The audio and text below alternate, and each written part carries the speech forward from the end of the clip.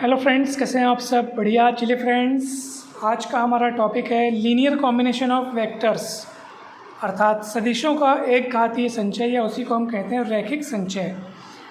तो फ्रेंड्स, मान लीजिए कि वी एफ कोई एक वेक्टर स्पेस है, ठीक है। वी एफ कोई वेक्टर स्पेस है फील्ड एफ पर। एफ क्या है? यहाँ पे कोई फील्ड है जिस पर वी एक वेक्टर स्पेस है, ठीक। अब मान लीजिए हमने कुछ वेक्टर्स ले लिए, alpha 1, alpha 2, alpha 3, alpha n। मान लो n नंबर ऑफ़ वेक्टर्स ले लिए हमने। कहाँ से ले लिए? v से, ठीक है। v में तो बहुत सारे वेक्टर्स हैं, हमने उनमें से n नंबर ऑफ़ वेक्टर्स को ले लिया, ठीक। और मान लीजिए हमने कुछ स्केलर ले लिए f से, a1, a2, a3, an। क्योंकि f के एलिमेंट्स स्केलर कहलाते हैं और v के एलिमेंट्स कहलाते हैं वेक्टर, ठीक है फ्रेंड्स। अब देखो, ये अल्फ़ा कोई वेक्टर है v का, कोई भी एक आर्बिट्री वेक्टर हमने लिया हुआ है v से, ठीक है। अगर मान लीजिए अल्फ़ा इन सभी वेक्टर्स के साथ अगर इन स्केलर को गुणा करके फिर उनको जोड़ करके उस रूप में अगर ये अल्फ़ा व्यक्त हो सकता है, मान लो यदि ऐसा हो सकता है, ठीक है। कैसा? फिर से मैं इस लाइन को फिर से दोहराता हूँ ताकि आपको अच्छे से समझ में आए। मान लो यदि alpha is equals to a1 alpha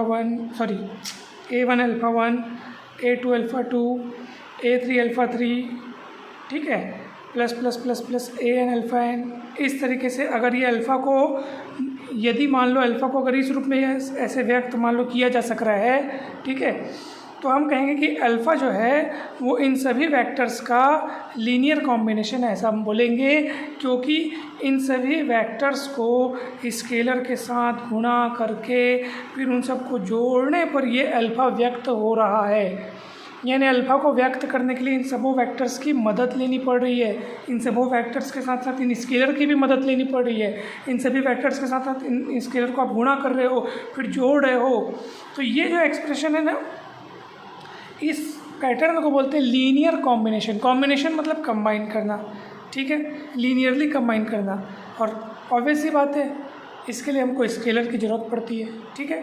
तो बहुत ही सरल सी परिभाषा है दोस्तों, बिल्कुल भी यहाँ पे कन्फ्यूज़न आपको नहीं रखना है। तो यहाँ पर हम बोलेंगे कि भैया अल्फ़ा जो है वो इन सबों वेक्टर्स का क्या है? लीनियर कॉम्बिनेशन है। या यूँ कहिए कि अल्फ़ा इन सभी वेक्टर्स के लीनियर कॉम्बिनेशन के रूप में व्यक्त हो रहा है। क्योंकि अल्फ़ा को व्यक्त करने के लिए, अल्फ़ा को लिखने के लिए हमने कैसे लिखा है? देखो आप, alpha is equals to a1 alpha 1, a2 alpha 2, a3 alpha 3 plus plus plus an alpha n, ठीक है। तो इन सभी वेक्टर्स और उनका स्केलर के साथ गुणनफल करके उन सबों के बदौलत हम अल्फ़ा को व्यक्त कर पा रहे हैं। तो हम कहेंगे कि अल्फ़ा इन सभी वेक्टर्स का लीनियर कॉम्बिनेशन है, ठीक है। इन सभी वेक्टर्स का लीनियर कॉम्बिनेशन है। ऐसा नहीं कहेंगे कि स्केलर का लीनियर कॉम्बिनेशन, ऐसा नहीं कहेंगे, वेक्टर्स का लीनियर कॉम्बिनेशन है। और जिसके लिए इन स्केलर्स की मदद ली गई है। जो कोफिशिएंट्स है ना, वो उचित तरीके से चुने जाएंगे ताकि वो आपको अल्फ़ा प्रदान करेंगे, ठीक है फ्रेंड्स।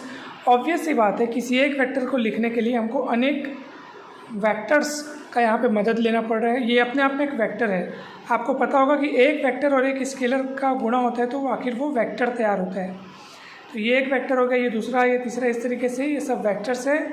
और ये बीच में प्लस प्लस लगा, ये उनका कॉम्बिनेशन हो गया, है ना भाई, लीनियर कॉम्बिनेशन हो गया। और ये अल्फ़ा उन सबों के लीनियर कॉम्बिनेशन के रूप में आपको दिखाई दे रहे हैं। चलिए फटाक से एक क्वेश्चन तैयार करते हैं, एक क्वेश्चन सॉल्व करते हैं ताकि आपको कहीं पर भी कोई भी डाउट ना हो।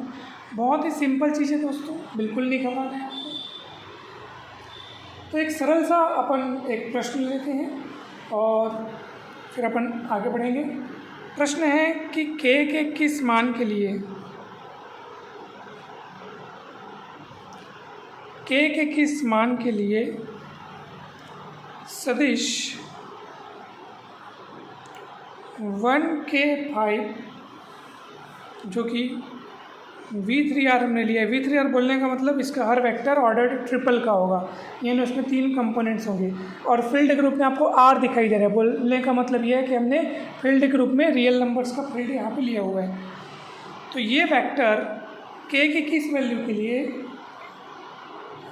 इन वेक्टर्स का, ये जो दो वेक्टर्स अपने को दिए गए हैं, 1 माइनस 3 2 और 2 माइनस 1 का लीनियर कॉम्बिनेशन है। लीनियर कॉम्बिनेशन मतलब एक घात संचय है, यानी ये वेक्टर एक घात संचय है किसका? इन दोनों वेक्टर्स का। ठीक है, और ऐसी स्थिति में हमको फिर k का मान ज्ञात करना है। तो चलो बहुत सिंपल है। इसके लिए हमें क्या करना होगा?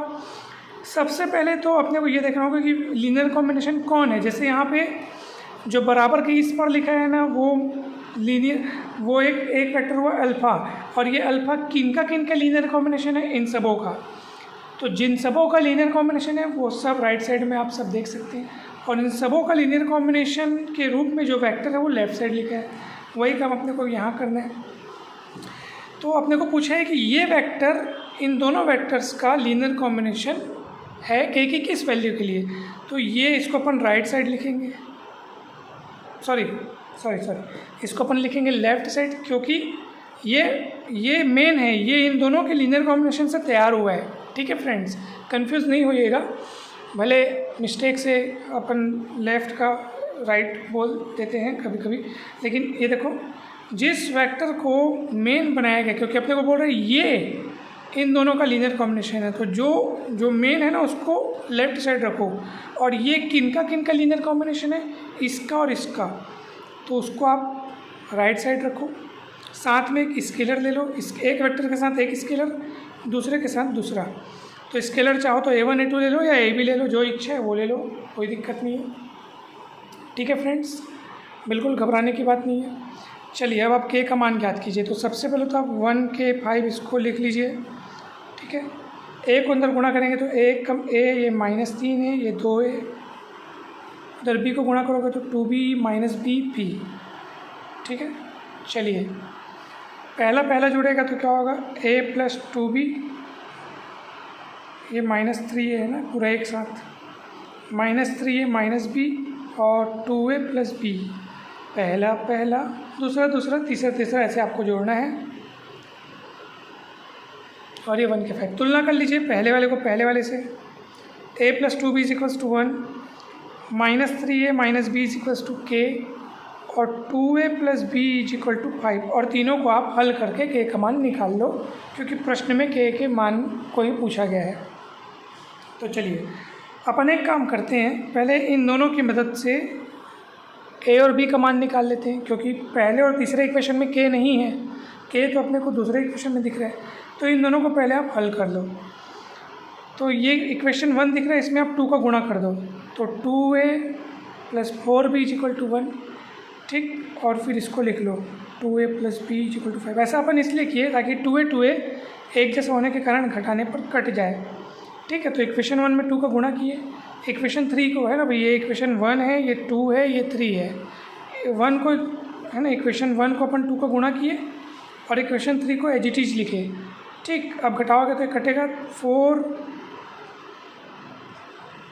ये हुआ अपना 4b, और 4b माइनस b यानी कि आपको मिलेगा 3b। ठीक है फ्रेंड्स, सॉरी यहाँ पे मिस्टेक हुआ है, जब हम 2 से गुणा करेंगे तो इधर भी तो होगा दोस्तों, 2a 4b और ये 2, और जब घटाएंगे तो ये आ जाएगा -3। इस तरह से b इज इक्वल्स टू आ जाएगा -3/3, दैट इज़ -1। तो b का मान निकल गया है ना भाई, बहुत सिंपल है दोस्तों। और b का मान -1 आप किसी में भी रख दो, पहले या तीसरे में किसी में भी रखो।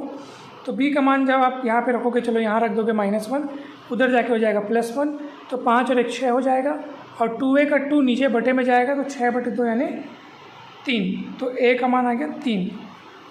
तो a और b के मान को आप यहाँ रख दीजिए तो k का मान निकल आएगा। तो a का मान जब आप रखेंगे 3, तो 3 पहले से है तो ये -9, b का मान -1 रखेंगे, माइनस पहले से है आप देख सकते हैं, तो माइनस माइनस प्लस, तो -9 + 1 दैट इज़ -8। तो आपको k का मान मिलेगा -8। ठीक है फ्रेंड्स, इस तरह से k का मान आ गया। और हमको k का मान के बारे में ही प्रश्न में पूछा गया था कि k के किस मान के लिए, k का किस मान के लिए सदिश ये इन दोनों सदिशों का लीनियर कॉम्बिनेशन है। इन दोनों का लीनियर कॉम्बिनेशन है, मतलब ये दोनों का रोल राइट साइड रहेगा, और इन दोनों का लीनियर कॉम्बिनेशन कौन है? ये है, तो ये लेफ्ट साइड रहेगा दोस्तों।